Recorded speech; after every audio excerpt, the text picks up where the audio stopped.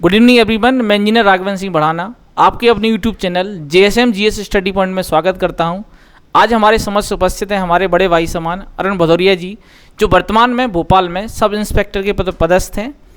आज हम जानेंगे इनकी जर्नी के विषय में, इन्होंने किस प्रकार से शिखर जो है हासिल किया और इन्होंने किस प्रकार से ग्रामीण परिवेश में रहकर जो सफलता अर्जित की है। तो आज हम इन्हीं के द्वारा जानेंगे कि हम इन्होंने किस प्रकार से सफलता अर्जित की है।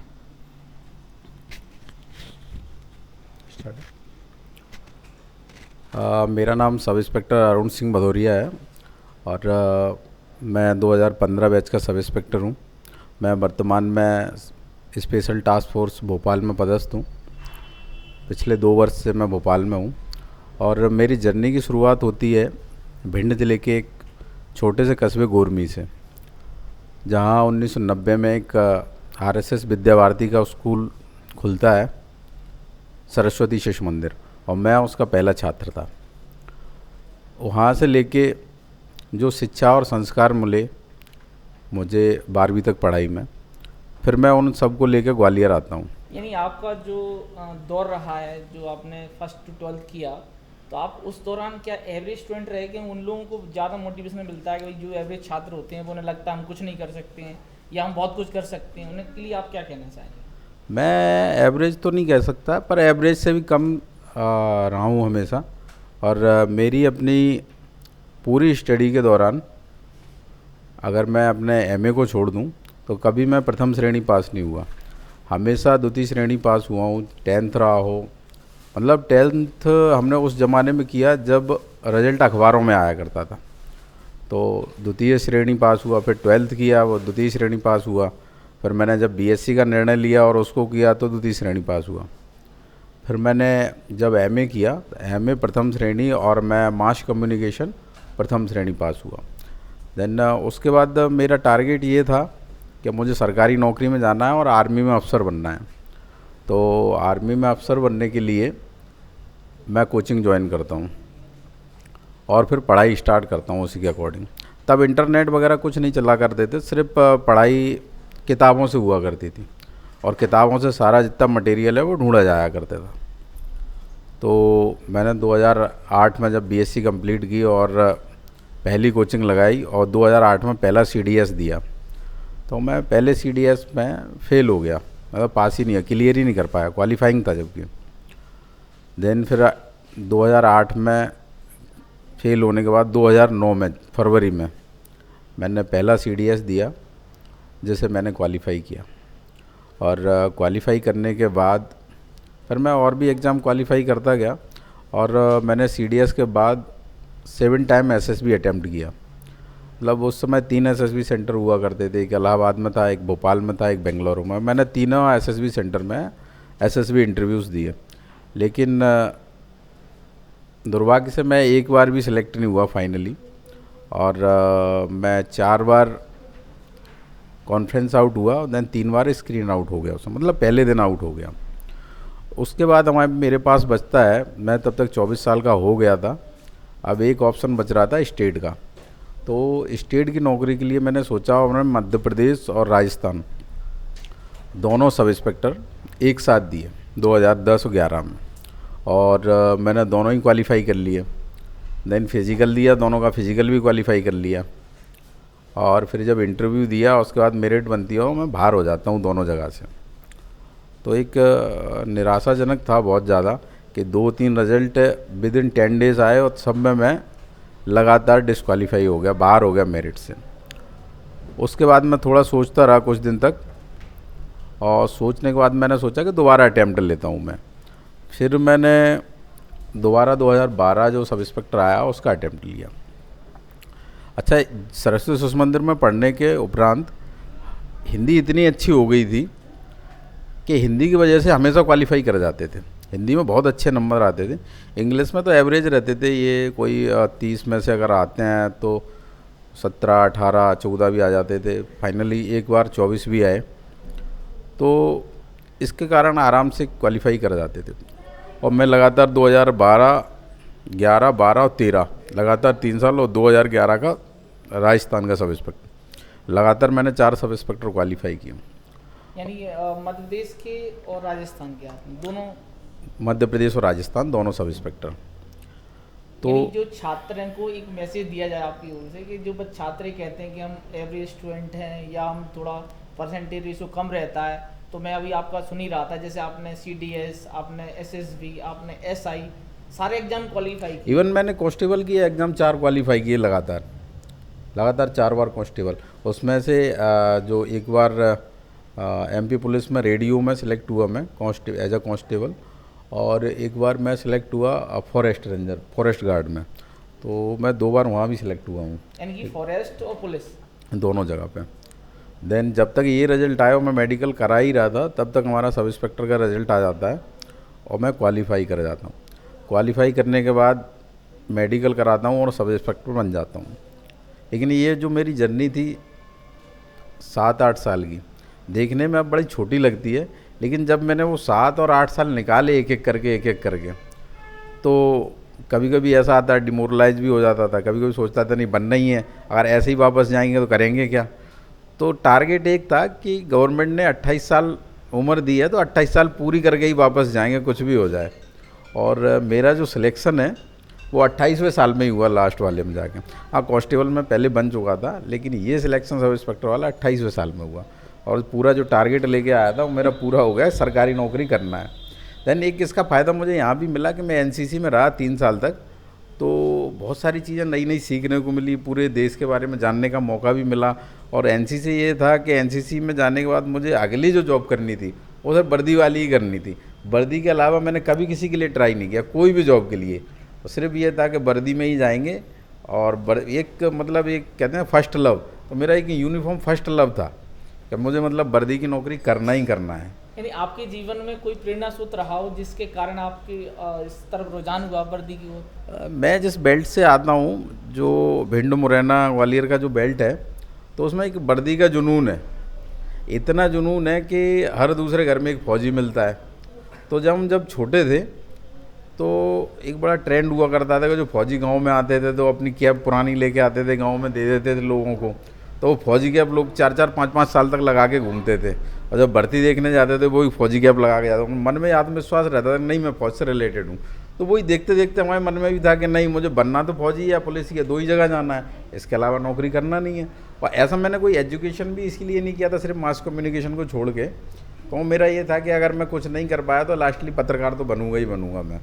तो क्योंकि थोड़ा मुखर भी था और चीज़ों की नॉलेज भी अच्छी थी, तो एक वो भी टारगेट था साथ साथ में, जिसको मैं अभी भी थोड़ा थोड़ा कुछ ना कुछ लिख लिख के करता रहता हूँ किसी न किसी के लिए। यानी आपने दूसरा मोर्चा भी खोल रखा था? ये साथ में था। अगर बाई चांस 28 साल तक कंप्लीट नहीं हुआ तो एक प्लान बी होना चाहिए, हर किसी की लाइफ में होना चाहिए प्लान बी। नहीं तो प्लान ए अगर सब सक्सेसफुल नहीं हुआ और बी है नहीं, तो फिर हमें वापस ही जाना पड़ता है। और एक बड़ा बुरा दौर होता है वो, जब हम वापस चले जाते हैं किसी चीज़ को छोड़ के।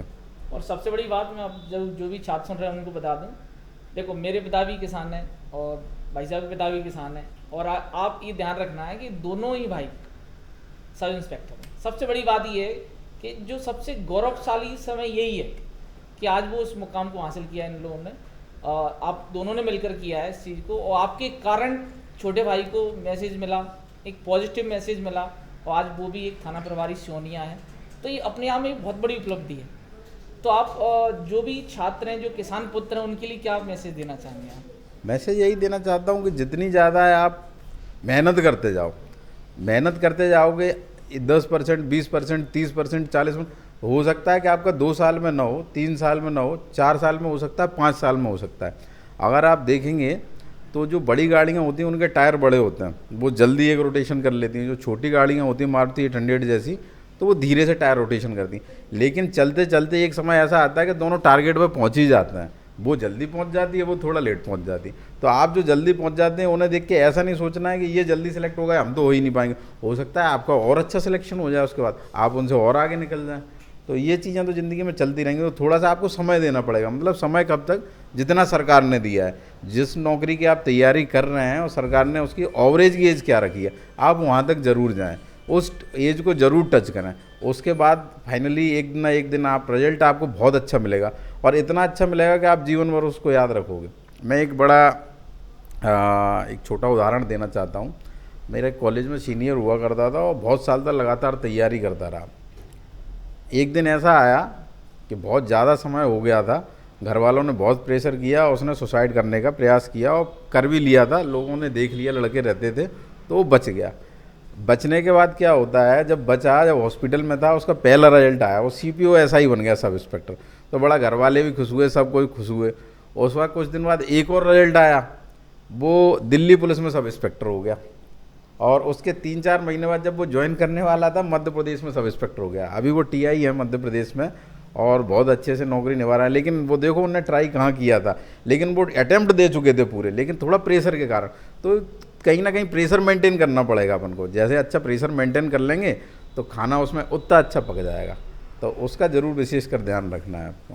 नहीं, जैसे आपने जैसे अभी बताया कि मैंने 28वीं साल जो आपकी थी, हैप्पी बर्थडे, उससे पहले आपने जो नौकरी ली है एसआई की, हाँ, तो उससे आपने जस्ट जो उस लंबा समय जो आपने दिया है संघर्ष में, तो आप इस दौरान ऐसा होता ही नॉर्मल कि डिमोटिवाइज हो ही जाते हैं, तो उस दौरान आपने क्या किया अपने आप को मोटिवेट करने के लिए?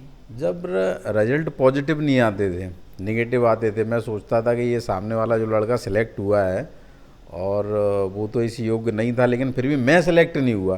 फिर भी मैं सोचता था कि योग्यता कहीं ना कहीं उसमें कहीं ना कहीं है। एक्चुअली में होता क्या है कि हम देख लेते हैं, जब एडवर्टाइजमेंट आता है तो उसमें बड़ी अच्छी चीज़ें देखते हैं कि इतने नंबर का रिटेन है, इतने नंबर का फिजिकल है, इतने का इंटरव्यू। तो हमें तीनों की तैयारी करना चाहिए। ऐसा नहीं कि हमारा रिटेन बहुत अच्छा है और हमने सोच लिया हम इससे इंटेलिजेंट। हो सकता है उसका रिटेन एवरेज हो, फिजिकल भी एवरेज हो, इंटरव्यू भी एवरेज आए, तीनों को मिला के वो सिलेक्ट हो जाए। तो ऐसा मेरे साथ भी हुआ। रिटेन मेरा बहुत अच्छा था, फिजिकल थोड़ा वीक था और इंटरव्यू ठीक ठाक था मेरा, क्योंकि मैंने बहुत सारे इंटरव्यू फेस किए थे, तो मुझे मतलब डर नहीं लगता था इंटरव्यू देने से। और तो इसी कारण फिर मैंने जो 2013 का था, मैंने फिजिकल में बहुत ज़्यादा फोकस किया। जहाँ मैं जिस ग्राउंड में सबसे डल हुआ करता था, उस ग्राउंड में सबसे बेस्ट हो गया था जब तक दौड़ा मैं। और यही कारण था कि तीनों चीज़ें अच्छी हो गई, देन फाइनली सेलेक्ट हो गया। और डिमोरलाइज होने की तो ज़रूरत नहीं है। हो सकता है 2, 4, 6, 10 दिन, 15 दिन का आप ब्रेक लीजिए, 1 महीने का ब्रेक लीजिए, 1 महीने के ब्रेक के बाद फिर वापस आइए। और आजकल तो इंटरनेट इतना अच्छा चलता है कि ब्रेक लेने की ज़रूरत ही नहीं है। आप घर में हैं, वहाँ तैयारी कर सकते हैं। यूट्यूब पे सारा कंटेंट उपलब्ध है, आप ऑनलाइन देख सकते हैं। तो धीरे धीरे प्रयास करते रहिए, आज ना कल आप ज़रूर सक्सेस होंगे और सफल होंगे, या जो आपने लक्ष्य चुना उस लक्ष्य तक आप ज़रूर पहुँचेंगे किसी ना किसी दिन। यानी आपने जो एमपी पुलिस का जो आरक्षक का एग्ज़ाम निकाला, आपने फॉरेस्ट का निकाला, जो भी परीक्षार्थी सुन रहे हैं जैसे, तो उनके लिए आपने किस प्रकार का रणनीति अपनाई कि जो हम स्टार्टिंग आरक्षक से कर लेते हैं, तो आपने आरक्षक में ऐसी क्या रणनीति अपनाई जो आपने लगातार 4 अटेम्प्ट दिए और चारों क्वालिफाई किए? आरक्षक में तो एक्चुअली मेरी कोई रणनीति नहीं थी। ये फोकस था कि मतलब जो छोटा जीएस है और वो डीप नहीं है। छोटा जीएस मतलब उथला उथला ऊपर का, उतना पढ़ा जाए, क्योंकि ज़्यादा अपन डीप भी पढ़ लेते हैं, उथला उथला आ जाता है तो अपन उस पर पहुँच ही नहीं पाते, क्योंकि अपन बहुत डीप रहते हैं। तो उसकी तैयारी मेरी ऐसी थी। हाँ, सब इंस्पेक्टर के लिए ज़रूर मेरा ऐसा प्रयास था कि 70 नंबर की हिंदी है, उसमें 65 प्लस करना ही करना है। देन 30 नंबर की इंग्लिश है, 20 तक इसमें करना है। तो मैं 85 से 90 यहाँ पहुँच जाऊँगा। देन जीएस में मेरा पोर्शन ऐसा है कि मैं 70 से 75 और 80 तक कर लूँ, तो मैं इजीली सेलेक्ट हो जाऊँ। वही मेरा हमेशा प्रयास रहा, हमेशा मैंने ऐसे ही किया। जब मैंने पहला एग्ज़ाम दिया सब इंस्पेक्टर का, तो मध्य प्रदेश पुलिस 2011 का, तो मेरे 156 नंबर रिटन में थे। जब दोबारा मैंने दिया तो थोड़ा पेपर टफ था, तो उसमें मेरे 151 नंबर थे। और जब मैंने तीसरी बार दिया उसमें मेरे फिर 156 नंबर थे, तो बहुत अच्छे नंबर थे। और मैंने जब राजस्थान सब इंस्पेक्टर दिया तो उसमें माइनस मार्किंग रहती है, और 400 नंबर में से मेरे कुछ 344 नंबर हुआ करते थे, और 97 नंबर का मेरा फिजिकल भी हुआ था। लेकिन राजस्थान में ऐसा है कि अगर वहाँ की कैटेगरी का कोई पर्सन अगर सिर्फ 50 नंबर फिजिकल में लाता है, तो राजस्थान से बाहर वाले को फिर इंटरव्यू के लिए क्वालिफाई नहीं किया था। मेरे साथ भी वैसे ही हुआ, मैं 5% में था, फिर 5% में भी नहीं आ पाया। तो विशेष है आपका इंटरेस्ट जोन कहाँ है, तो आप इंटरेस्ट जोन में टारगेट बना लीजिए। मुझे 50 नंबर के क्वेश्चन आते हैं और मुझे 45 नंबर के तो करना ही, क्योंकि इंटरेस्ट जोन है। बकाया आप जैसे टारगेट बना लेते हैं मेरा और 50 नंबर का है, तो इंटरेस्ट जोन नहीं है, तो हो सकता है आप 30-32 इतने क्वेश्चन कर पाएँ। तो इंटरेस्ट जोन का टारगेट आप बना के चलो कि मुझे मेरा इंटरेस्ट जोन साइंस है, इतिहास है, भूगोल है, करंट है, तो उसमें मेरे 100% नंबर कवर होने चाहिए। जो मेरा इंटरेस्ट जोन है वो मैंने वहीं छोड़ दिए नंबर, या जो बड़े सिंपल क्वेश्चन है मैंने वहीं छोड़ दिए, तो हम फिर क्वालिफाई से बहुत दूर हो जाते हैं। तो इसलिए जो हमारा मतलब कंठस्थ जिसे कहते हैं, कंठस्थ जो चीज़, वो टारगेट होना चाहिए कि इसमें फुल नंबर, और जो कंठस्थ नहीं है उसमें जाकर कुछ कम नंबर भी आएंगे तो चल जाएगा। यानी कि आपने जो एसआई की जो जर्नी बताई आपने कि हम लोग मेन टारगेट फोकस करना चाहिए आपको, मेन टारगेट। तो जैसे आपने फॉरेस्ट भी दिया, तो इसके लिए आपने जो जर्नी है आपकी, जैसे फॉरेस्ट का, पुलिस आरक्षक का, एमपीएसआई का, इनमें ऐसा क्या सब्जेक्ट रहा जिस पर आपने विशेष ध्यान दिया और सारे पेपर आपने क्वालिफाई कर लिए?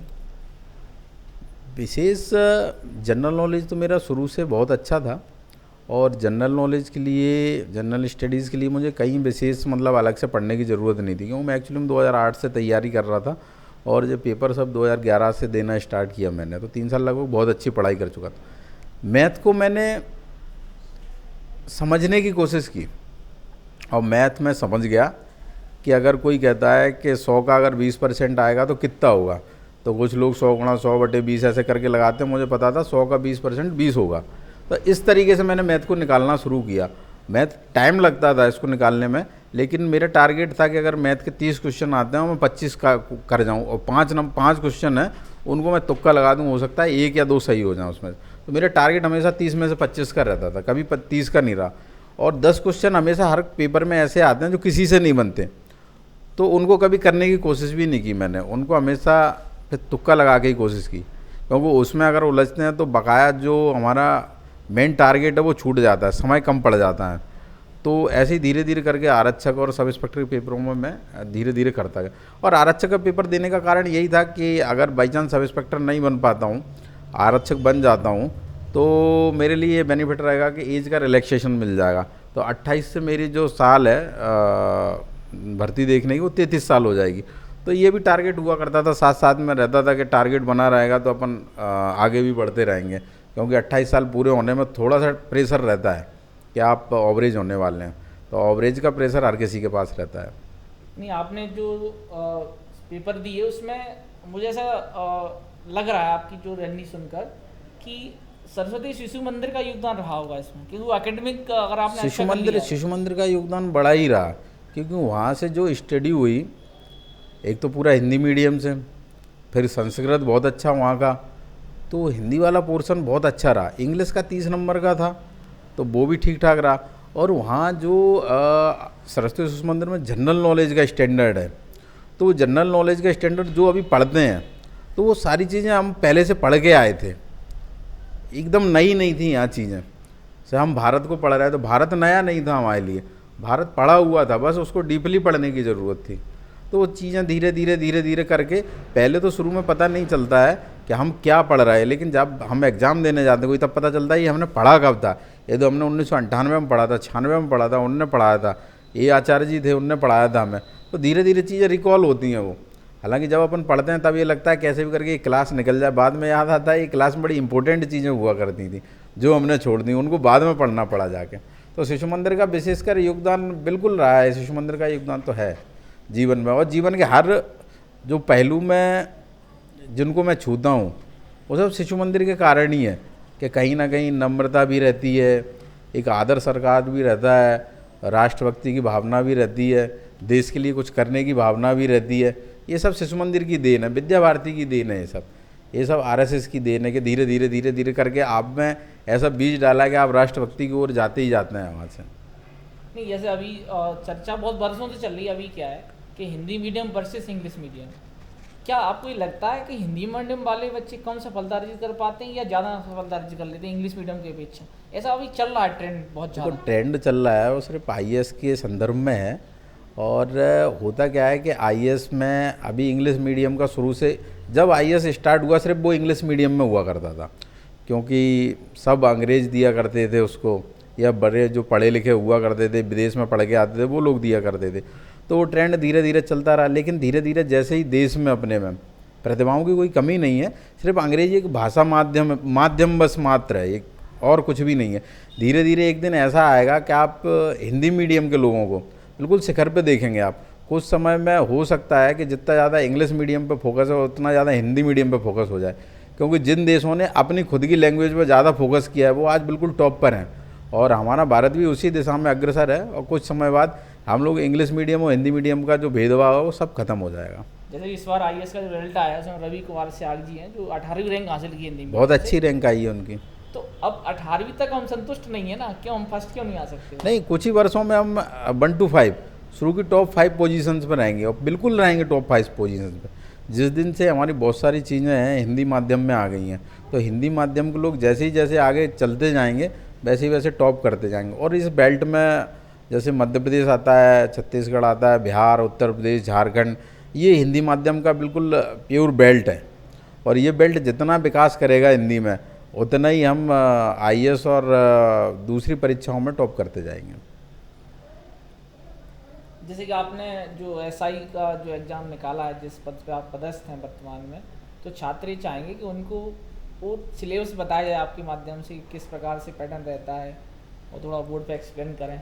नहीं, बड़ी अच्छी बात है कि जब भी जो भी छात्र हैं, जब भी एग्ज़ाम आता है कोई, तो उसका सिलेबस आता है साथ में, एग्ज़ाम एडवर्टाइजमेंट के साथ में। तो हर छात्र को एडवर्टाइजमेंट से सबसे पहले उस सिलेबस को निकालना चाहिए। जैसे सिलेबस आया और हमने देखा कि 200 नंबर का कोई सिलेबस आया है, अब इसको हमें कैटेगराइज करना पड़ेगा। कैसे? ऐसे करना पड़ेगा कि कितने दिन बचे हैं परीक्षा को। भी जैसे 100 दिन बचे हैं, अब 100 दिन में हमको यहाँ कितने चैप्टर हैं? 4 चैप्टर हैं जैसे, तो हमको बांटना पड़ेगा चैप्टरों को। सबसे टफ चैप्टर है उसको हमें 30 दिन देने पड़ेंगे। फिर और दूसरा चैप्टर है जिस पर हमारी कमांड और कम है, उसको आप 30 दिन दे दीजिए। कोई और अच्छा चैप्टर है, आप उसको, जैसे कमांड बहुत अच्छी है, आप 15 दिन दे दीजिए उसको। और कोई चैप्टर जो बहुत छोटा है उसको आप 15 दिन दे दीजिए। आपके हो गए 90 दिन। अब 10 दिन आप रखिए कि हमें कोई स्टडी नहीं करनी, कोई बाहरी स्टडी नहीं करनी, उस समय कोई भी किताब मिले उसको नहीं पढ़ना, सिर्फ जो हमने पढ़ा है ये इसका रिवीजन करना है इन दिनों में। और इन दिनों में जब हम उसको रिवीजन करते हैं तो पक्का बिल्कुल 100% आप श्योर मान के चलिए, जहाँ भी आपने पढ़ा है, जिससे भी पढ़ा है, जिस किताब से भी पढ़ा है, ये 10 दिन आपको आपके टारगेट की तरफ हमेशा लेके ही जाएंगे जो आपका टारगेट है, ये 10 दिन लास्ट वाले। लेकिन अगर आप सफल होते हैं या असफल होते हैं तो आप इसको यहीं ड्रॉप कर देते हैं 100 दिन के बाद। लेकिन नहीं, आप इसको कंटिन्यू रखिए जब तक इस परीक्षा का रिजल्ट ना आ जाए, जब तक आप अगली परीक्षा के लिए न जाएं, तब तक आप बिल्कुल कंटिन्यू रखिए। इसको कंटिन्यू रहना बहुत ज़रूरी है। और जब आप कंटिन्यूटी रखेंगे तो ये 100 दिन आपके जब नेक्स्ट पेपर देने जाओगे तो 200 दिन हो जाएंगे। तो हो सकता है कि इस परीक्षा में आपके 70% अंक आए हों, तो इस परीक्षा में पक्का आपके 85% अंक आएंगे। कोई नहीं रोक सकता आपका 85% अंक, और ये 85% अंक पे आप बिल्कुल सफल हो जाएंगे, उसको भी कोई नहीं रोक सकता, ये भी गारंटी है। अच्छा, ये सफलता और असफलता होती है तो एक एक पॉइंट और एक एक नंबर पे होती है। तो इसका मतलब ये नहीं है कि अगर कोई आदमी सिलेक्ट हो जाता है आपके साथ वाला, हो सकता है उसके 2 तुक्के 3 तुक्के ज़्यादा लग गए हों, या आपको जो क्वेश्चन आया हो आपने उसको बिल्कुल सिंपल क्वेश्चन गलत कर दिया, उसने सही कर दिया और वो चला गया अंदर, तो आप योग्य नहीं है। लेकिन आप हैं योग्य क्योंकि आप उसके बराबर हैं। तो आप अगले एग्ज़ाम के लिए ट्राई करो, उससे अगले के लिए ट्राई करो। ऐसा नहीं है कि लोगों ने तो 10-10 एग्ज़ाम 20-20 एग्ज़ाम दिए हैं। मैंने एक उदाहरण आपको बताया हमारे सीनियर का, जिसका एग्ज़ाम छोड़ने के बाद 3 बार क्वालिफाई किया और 3 बार सब इंस्पेक्टर बना। तो अभी मध्य प्रदेश में टीआई है वो। तो ऐसी चीज़ें चलती रहती हैं। अच्छा, एक और मैं उदाहरण देता हूँ। मेरे साथ एक लड़का बैचमेट हुआ करता था, मैं जब राजपूत बोर्डिंग में रहता था, ब्रिजेन सेंगर। तो ब्रिजेन सेंगर 3 बार कांस्टेबल के लिए उसने भर्ती देखी और तीनों बार वो रिटन में फेल हो गया। चौथी बार डायरेक्ट सब इंस्पेक्टर का आ गया तो लोग हंस रहे थे, बताओ भाई सब इंस्पेक्टर का भी देना है, क्योंकि कांस्टेबल में तो फेल हो चुके हैं लगातार 3 बार। और वो सब इंस्पेक्टर में पास हुआ, सब इंस्पेक्टर बना, इस साल प्रमोट होकर टीआई भी बन गया है, भिंड में पदस्थ था अभी। तो ये होता है, ऐसा नहीं है कि हमसे कोई एग्ज़ाम नहीं निकला। हो सकता है जो आईएएस बन गया उससे बैंक का एग्ज़ाम ना निकले, होता है, सिलेबस दोनों का अलग अलग है, तो ऐसा होता है। हो सकता है इससे बैंक का एग्ज़ाम निकल गया, उससे कोई भी एग्ज़ाम ना निकले, फिर अपन सोचें बहुत टॉपर है यार, बैंक का एग्ज़ाम निकाल दिया। तो चीज़ें बहुत अलग अलग होती हैं, हर एग्ज़ाम के लिए सिलेबस अलग है, माइंड, जैसे कि हम क्रिकेट देखते हैं तो T20 के प्लेयर अलग होते हैं, 15 ओवर के 50 ओवर के अलग होते हैं, और टेस्ट के अलग होते हैं। तो आप एक बार टेस्ट प्लेयर बन जाओ तो खेलोगे तो पक्का अच्छे खिलाड़ी बन जाओगे। T20 में हो सकता है 1-2 मैच में आप खेल के और इंडिया से बाहर हो जाओ, लेकिन टेस्ट प्लेयर एक लंबा खेलता है। तो वैसे ही आप बस टेस्ट प्लेयर बन जाओ। जब भी आपको बॉल आती है तो आप नहीं समझ में आ रही तो छोड़ दो उसको, जान दो पीछे, ठीक है, अगली बॉल फिर आएगी, वो भी जाने दो, अगली बॉल फिर आएगी। बॉलों की कमी नहीं है, आप 5 दिन खेलेंगे, पाँचों दिन आएगी। मतलब 5 दिन का मतलब ये है कि आपकी जब तक सरकार ने उम्र सेलेक्ट की है कि ये इतनी उम्र तक एग्ज़ाम दे सकता है, आप तब तक खेलिए तो निश्चित ही आप अच्छे बल्लेबाज बनेंगे, अच्छे खिलाड़ी बनेंगे, और एक ना एक दिन सिलेक्ट ज़रूर होंगे आप। और जैसे मैं खड़ा हूँ, एक दिन आप भी यहीं खड़े होंगे और आप भी किसी को आगे बता रहे होंगे, मोटिवेट कर रहे होंगे कि नहीं, असफल होने का ये नहीं मतलब नहीं है कि आपको नहीं आता, असफल होने का कतई मतलब नहीं है। हाँ, आप असफल हो जाते हैं, ठीक है, वो चीज़ें एक अलग है। सफलता असफलता तो चलती रहती हैं, छोटे छोटे मार्जिन से चलती रहती हैं, लेकिन आप वो मार्जिन को कवर करते रहिए। कवर करते करते करते एक दिन आप ऐसे पहुंच जाएंगे कि आप बिल्कुल सफल होंगे और दूसरों को सफल बनाने के लिए प्रेरित करेंगे। जैसे कि आपने जो एग्ज़ाम निकाले हैं उस पर हम चर्चा कर लेते हैं, तो आपने रणनीति क्या अपनाई कि मतलब प्रीवियस ईयर के पेपर लगाए, या आपने किस प्रकार से उनको अध्ययन किया, क्या सिलेबस को रीड करके किस प्रकार से रणनीति बनाई, तो उस पर थोड़ा सा डिस्कस। सबसे पहले मेरा था कि कोई भी एग्ज़ाम जैसे आता है तो मैं उसका सिलेबस ले लेता और सिलेबस के अकॉर्डिंग मैं अपने नोट्स बना लेता था। शुरुआत के 10-15 दिन में कुछ मेरे पुराने नोट्स भी रहते थे, लेकिन मैं करंट की जितनी भी मैगजीन आती थी, जैसे मध्य प्रदेश के संदर्भ में देखें तो प्रतियोगिता दर्पण, तो मैं प्रतियोगिता दर्पण मतलब परमानेंटली ही लगाता था। लगाने के बाद उसका कलेक्शन रखता था अपने पास। जैसे ही कोई एग्ज़ाम आता था तो मैं अपनी प्रतियोगिता दर्पण पिछले 18 महीने 20 महीने की निकालता था और बस शुरू से पढ़ना चालू कर देता था। तो लगभग एक दिन में एक प्रतियोगिता दर्पण मैं ख़त्म कर देता था, और उसके जो बचे नोट्स थे जो मेरे दिमाग में नहीं पढ़ रहे थे उनको मैं एक जगह लिख लेता था। तो ऐसे करते करते कुछ दिनों में मैं 20 महीने की प्रतियोगिता दर्पण पढ़ लेता था। जो उसका मेन मटेरियल है जो मुझे उस समय समझ में ना, उसको जहाँ मैंने लिखा है फिर वहाँ से पढ़ना स्टडी करता था। तो जैसे मैंने पढ़ा, बार बार पढ़ा, जैसे मैं कोई दूसरी चीज़ भी पढ़ रहा हूँ सबसे पहले वही पन्ने पढ़ लेता था। वो पन्ने जैसे ही पढ़े तो याद आ जाता था सारा कुछ। तो मेरा ये रहा कि इसको मैंने कभी नहीं छोड़ा। वो मतलब मेरी उसमें स्टडी में प्लस पॉइंट रहा हमेशा। मतलब अगर मेरे 70 नंबर आते कहीं और मैं प्रतियोगिता दर्पण पढ़ रहा था, घटना चक्र और एक मध्य प्रदेश की और आती है निर्देशिका आती है, प्रतियोगिता निर्देशिका, इन दोनों को पढ़ लेता था तो हमेशा 15 और 20 नंबर प्लस ही होते रहे हर जगह से। इवन पिछले साल के जो सिलेबस रहता है, पेपर रहते हैं प्रीवियस और कहीं के रहते हैं, वो सब उसमें आ जाते हैं, तो वो पेपर लगाने का मौका मिल जाता था। और नए मॉडल पेपर भी आ जाते थे, वो लगाने का मौका मिल जाता था। तो ऐसे लगाते चलते थे। अच्छा, पहले ये यूट्यूब नहीं हुआ करता था तो लगाने में बड़ा संघर्ष होता था। आजकल आपको कोई पेपर लगाना है तो आप यूट्यूब के माध्यम से इजीली लगा सकते हैं। इवन क्लासेस ले सकते हैं किसी भी कोचिंग की, वहाँ से लगा सकते हैं। तो ये चीज़ें आप थोड़ी सरल हो गई हैं कि आपके पास उपलब्ध है, आपको लगाना चाहिए, आपको तो और ज़्यादा लगाना चाहिए, क्योंकि अब कंपटीशन पहले से कंपटीशन से बहुत ज़्यादा टफ है। हो सकता है कि मैं अभी स्टडी नहीं कर रहा हूँ, मैं एग्ज़ाम देने बैठूँ और मेरे 50% भी नंबर ना आए। एक ऐसा लड़का जो बहुत ही एवरेज है उसका 80% नंबर आ जाए, क्योंकि वो कंटिन्यू पढ़ाई कर रहा है। तो ये सब होता है कंटिन्यूटी पढ़ाई का। आप कंटिन्यूटी करते रहेंगे तो आप बिल्कुल टारगेट तक बिल्कुल नज़दीक पहुँच जाएंगे। एक एडवाइस आपसे लेना चाहूँगा, जैसे कि अभी ऑनलाइन प्लेटफॉर्म का क्रेज बढ़ गया लगातार। तो अभी मैंने आज ही न्यूज़ पढ़ रहा था मैं कि 500-600 रुपये में पूरा कोर्स करा रहे हैं वो। क्या ऑनलाइन स्टडी से कंटिन्यू सफलता पाई जा सकती है या ऑफलाइन का भी महत्व है? देखो, ऑफलाइन का महत्व ऑनलाइन का महत्व दोनों अपनी अपनी जगह पे है।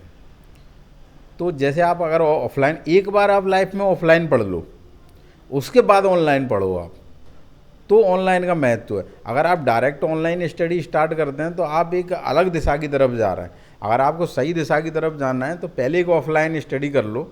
ऑफलाइन के बाद आप टीचर से डायरेक्टली पूछ सकते हैं, बात कर सकते हैं, चीज़ें समझ सकते हैं। उसके बाद फिर आप एक ऑनलाइन क्लास लो। ऑनलाइन क्लास लेते समय में आप बिल्कुल 10 से 20 जगह ट्राई करो, देखो उनको क्या ये पढ़ने लायक है या नहीं है, या हम किसी को भी ऑनलाइन पढ़ सकते हैं, ऐसा नहीं किसी को भी पढ़ लें। तो एक मटेरियल है, कंटेंट है कि नहीं है, पढ़ाने का उसका तरीका क्या है, और वो पढ़ा रहा है हमारे दिमाग में क्या है। ऑनलाइन पढ़ाई का सिर्फ ये होता है कि वो जब पढ़ाए हमारे दिमाग में घुस जाए। दिमाग में घुसना बहुत ज़रूरी है चीज़ों का। अगर चीज़ें दिमाग में नहीं घुसेंगी तो वो चीज़ें आउट हो जाएंगी तो ना तो हम अपने नोट्स बना पाएंगे और ना हम उनको समझ पाएंगे। फिर उनको समझने के लिए फिर हमें दोबारा टाइम देना पड़ेगा चीज़ों को। इसलिए जो भी तैयारी करें आप एक लाइन क्रम वाइज करें, जैसे एक के बाद दो आता, दो के बाद तीन आता, इसी तरीके से करें। एक के बाद डायरेक्ट सात नहीं, सात के बाद डायरेक्ट दो नहीं, आप एक क्रम से करें। तो क्रमवार अध्ययन बहुत ज़रूरी है, क्रमवार होना ही चाहिए अध्ययन।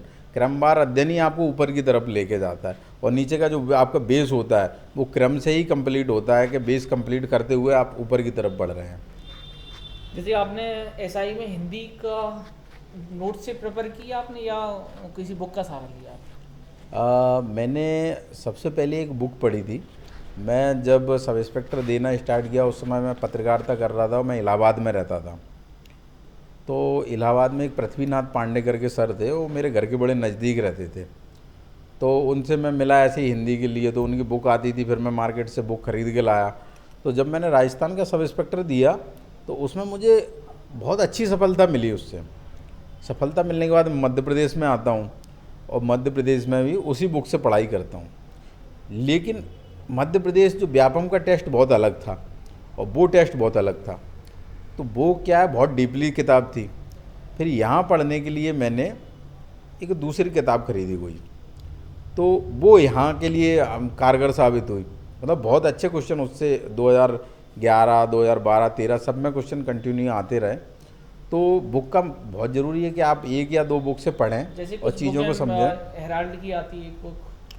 हाँ, हेराल्ड, अगर आपको पीएससी देना है तो आप बिल्कुल हेराल्ड को पढ़ें। अगर आपको एमपीएसआई देना है तो आप कोई ऐसी किताब पढ़ें जो आपको समझा सके। समझना बहुत ज़रूरी है क्योंकि किताबें पढ़ने के लिए नहीं है। स्वर है, संधि है, समास है, दोहा है, चौपाई है, तो समझने की चीज़ है, पढ़ने की चीज़ तो कतई नहीं है। मैं अपने कक्षा 1 से लेके और 2011 और 2011 तक जब सब इंस्पेक्टर दिया तो दोहा, चौपाई, सोठा और इन सब में अंतर नहीं समझ ही नहीं पाता था, थोड़ा थोड़ा भूल जाता था। तो मेरा एक दोस्त था, उसने बड़ी इतनी इजी तरीके से पढ़ाया कि उन चीज़ों को ना आज तक भूला हूँ, कि जिसको बता देता हूँ वो भी नहीं भूलता है कि है क्या चीज़ें हैं एक्चुअली में। पहले क्या अपन ने पढ़ लिया 16-16 मात्राएँ होती हैं, 16-16 मात्रा, अब हम 16 मात्रा पढ़ ही नहीं पा रहे हैं वहाँ, और ना 11-13 मात्राएँ होती पढ़ ही नहीं पा रहा है, 13-11 मात्राएँ होती पढ़ ही नहीं पा रहा है। तो उनके पढ़ने का एक तरीका होता है कि जैसे आप पढ़ने बैठेंगे तो एक पढ़ लीजिए, एक लय, तुक, ताल, ये 3 चीज़ें जब मिल जाएं तो समझ में आ जाता है ये है क्या, कि ये गाना है कि गीत है, क्या है, वो आपको वहीं समझ में आएगा। जैसे आप अगर रामायण का पाठ आपने कभी होते सुना होगा तो आप रामायण के रामचरितमानस के पाठ में समझ जाएंगे कि चौपाई चल रही है, चौपाई खत्म हो गई, दो आ, क्यों समझ जाएंगे, क्योंकि तुक, ताल, लय सब कुछ अलग है। ऐसे ही आपके परीक्षा में, तो जब आप पढ़ोगे उसको, आप गिनना स्टार्ट करो वो चीज़, ठीक है, पढ़ना स्टार्ट करो, मन से पढ़ना स्टार्ट करो, आपको पता चल जाएगा दोहा है, सोठा है और ये चौपाई है, क्या है, वो सब चीज़ें समझ। ऐसी संधि का है, ऐसी समास का है, समास का भी आपको ऐसे ही समझ में आना है सारी चीज़ें। तो ये सारी चीज़ हिंदी तो पूरा गणित की तरह है समझने को, मतलब आपने लिखने की ज़रूरत नहीं है, बोर्ड पे समझाता जाए आप समझ। हिंदी और गणित में कोई अंतर नहीं है। देन आप जैसे हिंदी को पढ़ रहे हो वैसे ही इंग्लिश है सेम, क्योंकि वो भी भाषा है एक।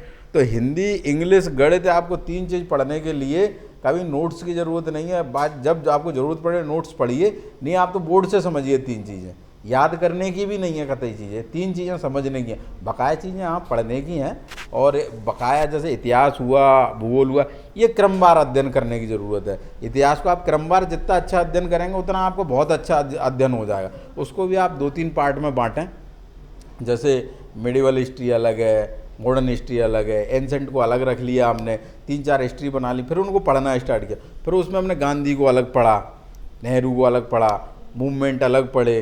तो सारी चीज़ें जैसे अलग अलग अपन ने बनाए ना नोट, तो क्रमवार याद रहेंगे हमेशा कि ये 1925 में हुआ था, फिर 26 में हुआ था, फिर 28 में हुआ था, फिर 29 में हुआ था, पर आज़ादी तक आप जैसे आ जाते हैं। पर आज़ादी के बाद का जो पार्ट है वो आप एक अलग तरीके से पढ़ें, उसको आप इकोनॉमी में पढ़ें तो वो ज़्यादा अच्छा रहेगा। तो एक तरीका क्रमवार जरूर रखें कि क्रमवार अध्ययन आपको बिल्कुल परफेक्ट बना देगा। तो यानी कि आपने इंग्लिश के लिए आपने कहा कि स्वयं मेहनत करें उसके लिए, मतलब बोर्ड पे समझें, स्वयं मेहनत करें, मतलब उसको याद करने की ज़रूरत नहीं है, आप बोर्ड पे समझें। कोई बुक सजेस्ट कर रहे हैं आप कुछ अगर या किसी टीचर का नाम है, किसी नोट्स का? टीचर तो कोई भी अच्छा आप टीचर देखें, जैसे मैं हूँ तो मैंने जनरल स्टडीज़ और उन सब के लिए, वो तो क्या मेरे मेंटर भी हैं, राजेश त्रिपाठी सर हैं, विजन एकेडमी चलाते हैं। नहीं, उन तो पे ही मैं भी पढ़ा हूँ। वो मेरे मेंटर टाइप के हैं, गुरु कह लो, बड़े भाई कह लो, सब कुछ कह लो। मतलब एक मोटिवेशन जहाँ ख़त्म होता था हमारा, वहाँ वो स्टार्ट करते थे उसको, मोटिवेशन को। हमेशा ये कहते थे आज ना कल तुम यार सेलेक्ट हो ही जाओगे यार, इन सब से तो अच्छे हो तुम, जब ये सेलेक्ट हो रहा है तो कल तुम भी हो जाओगे। तो एक बहुत अच्छा लगता है, क्योंकि सर हमेशा हमको मोटिवेट करते थे। आज भी याद है, कोई हमसे पूछता है तो हम यही बताते हैं कि नहीं सर बहुत अच्छा मोटिवेट करते हैं। तो ऐसे ही इंग्लिश के लिए मैंने कुछ समय तक उनके यहाँ पढ़ाई की, सोनी सर के यहाँ। कुछ समय तक मैंने चौहान सर थे तो चौहान सर के यहाँ पढ़ाई की। तो इंग्लिश की 2-3 जगह ऐसे पढ़ाई की। और हिंदी के लिए आपने किसी टीचर का सहारा बिल्कुल लिया? बिल्कुल 2011 में मैंने 1.5 महीने पचौरी सर के पास अध्ययन किया। बिल्कुल हिंदी के मतलब बहुत अच्छे, जो हिंदी का जो कवि होता है, कविताएं लिखता है, ये करता है, वो हिंदी का बहुत अच्छा व्याख्याता होता है। तो पचौरी सर हिंदी के बहुत अच्छे, मतलब ग्वालियर नहीं अभी तो पूरे मध्य प्रदेश में उनसे अच्छा अभी हिंदी का कोई टीचर नहीं है। हो सकता है जितने लोगों ने लोगों को पढ़ाया ना हो, उतने लोग उनके पूरे मध्य प्रदेश में सब इंस्पेक्टर हैं। एक ग्वालियर में 2 लोग, एक पचौरी सर, एक मुख्तियार सर। इनका नाम आप मध्य प्रदेश में पुलिस में कहीं भी ले दो तो व्यक्ति आपको मिल ही जाएगा कि मैं इनको ज़रूर जानता हूँ 2 लोगों को। क्योंकि ये लोग क्या है कि दिल से पढ़ाते हैं, वो दिल से आपके साथ जुड़ते हैं। मुख्तियार सर के साथ मेरे साथ आप भी दौड़े हैं, तो कितना एक वातावरण बहुत अच्छा बनाते थे, कितनी भी मेहनत करवाते थे, सब करवाते थे, लेकिन थकान नहीं होती थी, क्योंकि उनके साथ एक अच्छा अपना वो हो गया था। तो इसलिए मैं ये 2-3 टीचर का नाम बताना चाहूँगा। टीचर क्या मेंटर टाइप के हैं, ये आपको मोटिवेट करते रहेंगे, और टीचर तो जगह जगह मिल जाएंगे। ये मेंटर मिलना बहुत ज़रूरी है आपकी ज़िंदगी में। और एक मेंटर ही आपको, जब आप डिमोरलाइज होते हैं तो वो ऊपर ले जाने की कोशिश करता है। उसे पता है कि आपकी कमियाँ क्या हैं और आपकी स्ट्रेंथ क्या है, तो आपकी स्ट्रेंथ पे वो वर्क करता है, फिर आपको ऊपर तक लेके जाता है वो। जैसे कि आपने इंटरव्यू के विषय में और बताएं, जैसे एमपीएसआई में इंटरव्यू रहता है, उसके लिए आपने किस प्रकार से तैयारी की? इंटरव्यू के विषय में मैंने बेसिक तैयारी की। मैंने सबसे पहले, मेरे पास एनसीसी हुआ करता था, क्योंकि जो इंटरव्यूअर होता है वो ये देखता है आप में अतिरिक्त क्या चीज़ है। तो मैं जब भी एनसीसी जाता था इंटरव्यू में, तो एक एनसीसी मेरी अतिरिक्त दिखती थी। फिर मेरा एक सब्जेक्ट था मिलिट्री साइंस, तो मिलिट्री साइंस भी बड़ा बिल्कुल अतिरिक्त दिखता था कि मिलिट्री साइंस क्यों लिया। तो मुझसे पूछते थे, फिर पूछते थे एनसीसी में उसकी उपयोगिता, लाइफ में उसकी उपयोगिता। तो एनसीसी से बड़ी चीज़ें होती थी कम से कम मेरे हर बार। फिर मैं उससे पहले पूछते थे कभी इंटरव्यू दिया है, तो मैं बताता था मैंने एसएसबी दिए हैं 7 बार, तो उसमें 4 बार कॉन्फ्रेंस आउट भी हुआ हूँ। तो उस पर बड़े क्वेश्चन बनते थे, क्या होता है एसएसबी में, कैसा होता है एसएसबी में। तो मतलब पूछने वाले, मतलब आपके पास विषय होना चाहिए। जैसे आपने विषय लिया अपना, उसमें बहुत अच्छी स्टडी कर लो उस विषय में, कुछ भी ले लिया। इवन आपने बताया कि मैं गाँव में रहता हूँ, तो उस गाँव की स्टडी बहुत अच्छी होना चाहिए। आपके पिता किसान हैं, आपके पिता टीचर हैं, आपके पिता पुलिस हैं, तो उस विषय में स्टडी बहुत अच्छी होना चाहिए। मतलब तो हमारे साथ ये हुआ कि मैं और मेरा भाई दोनों एक ही साथ इंटरव्यू देने पहुँचे, एक ही बैच में, और एक ही साथ एक ही समय पर। मेरा इंटरव्यू जो था वो दूसरा आईपीएस ले रहा था, और मेरा भाई का इंटरव्यू दूसरा आईपीएस ले रहा था। मेरा जो इंटरव्यू ले रहे थे वो आईपीएस असित यादव साहब ले रहे थे, और मेरा भाई का इंटरव्यू था वो रियाज इकबाल साहब। दोनों ही 2011 बैच के आईपीएस हैं, दोनों साथ साथ बैठ के ले रहे थे पास वाले में। तो लगभग दोनों से क्वेश्चन पूछते रहे बराबर। तो रियाज इकबाल साहब मेरे भाई से क्वेश्चन पूछते हैं कि तुम्हारे घर में और कोई है पुलिस में? तो उन्होंने कहा मैं कोई है नहीं, पर भैया तैयारी कर रहा है हमारा। तो उन्होंने वो क्या कर रहे हैं अभी? कहा वो बगल वाले केबिन में इंटरव्यू दे रहे हैं। तो रियाज इकबाल साहब पूछते हैं दोनों में से किसको सिलेक्ट किया जाए? तो मेरा भाई कहता है कि भाई साहब बहुत दिन से तैयारी कर रहा है, उन्हें पहले कर लो, मैं तो अगली बार भी आ जाऊँगा। तो रियाज इकबाल साहब हंसते कहते अच्छा सिंपैथी गेन करना चाहता है कि मतलब उनका नाम ले देगा तो मैं तुझे सेलेक्ट कर लूँगा। लेकिन जैसा कहीं ना कहीं काबिलियत थी, इसलिए दोनों ही एक ही बार में सेलेक्ट हो गए हम लोग। और दोनों ने अपने ट्रेनिंग भी साथ की, और ट्रेनिंग साथ करने के बाद फिर धीरे धीरे पोस्टिंगें भी हो गई, और अब नौकरी भी चल रही है साथ में। तो एक ठीक है, वो जो 8 साल की जर्नी थी, बड़ा लंबी जर्नी थी, लेकिन आप जब पीछे मुड़ के देखते हैं तो बड़ी छोटी लगती है, क्योंकि संघर्ष की जर्नी विजय प्राप्त होने के बाद बड़ी छोटी हो जाती है। तो ऐसा ही आपके साथ भी होगा, जिस दिन आप सफल हो जाएंगे उस दिन आपकी जर्नी आप पीछे जब वापस देखेंगे बड़ी छोटी होगी। आपको लगेगा हाँ 2-3 मैंने एग्ज़ाम दिए 4 और मैं सिलेक्ट हो गया, लेकिन 4 एग्ज़ाम के लिए कितनी पढ़ाई की तुमने, कितनी यातनाएं झेली, वो आप ही बता सकते हैं उस समय में। फिर आप सोचोगे भी नहीं उस बारे में, क्या सोचूं मैं, क्यों सोचने, क्योंकि लाइफ इतनी आगे निकल जाती है, पीछे मुड़ के देखने का मौका ही नहीं मिलता। वो तो सिर्फ आदमी तब सोचता है जब सेलेक्ट होता है, उसी थोड़े से समय के लिए। आप अंतिम संदेश क्या देना चाहेंगे जो भी परीक्षार्थी हैं? परीक्षार्थियों को अंतिम संदेश यही देना चाहूँगा कि आप बिल्कुल लगे रहिए, जो प्रयास है मन से करिए। अगर आप जिस दिन प्रयास मन से कर लेंगे, वो मन से करते रहेंगे, हो सकता है कि आप 4 बार फेल हुए हों, 5 बार फेल हुए हों, 6 बार फेल हुए हों, एक ना एक दिन पास हो जाएंगे। ये फिक्स है। आप ये समझिए कि सफलता कभी भी आ जाती है। सफलता कभी ये नहीं देखती है आप कितने इंटेलिजेंट हैं, कभी ये नहीं देखती आप कितने गधा हैं। सफलता ये देखती है आपने हमारे लिए कितना प्रयास किया है। क्योंकि वो ये नहीं पूछ रही कि 10वीं में आपके इतने नंबर आए थे, वो पूछ रही थी मैंने 100 नंबर का सिलेबस दिया है, क्या आप अभी सीरियस हैं? अगर सीरियस हैं तो ये 100 नंबर का सिलेबस आप कंप्लीट करिए। और हो सकता है कि आपने 1 साल में वो 100 नंबर का सिलेबस कंप्लीट कर दिया और कल आप वर्दी लगा के घूमते हुए मिलेंगे, लोगों को लगा ले ये तो पढ़ता ही नहीं था, ले सिलेक्ट हो गया। लेकिन वो उसे ये नहीं पता है कि आपने वो 100 नंबर का सिलेबस के लिए जो तप किया था और जो तप पूर्ण होकर वरदान के रूप में आपके पास आया है, वो आपकी वर्दी है। तो वो आपको एक दिन प्राप्त करनी हो, आपको वो तप करना पड़ेगा।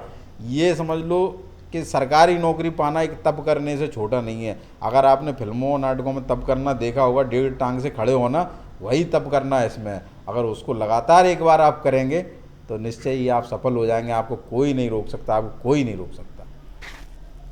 तो आपने जिस प्रकार से छात्रों को मोटिवेशन किया है, मैं आपको चैनल की ओर से, आप बड़े भाई मेरे, धन्यवाद अर्जित करता हूँ आपके लिए। बिल्कुल, बहुत बहुत धन्यवाद। जय हिंद, जय भारत। जय हिंद।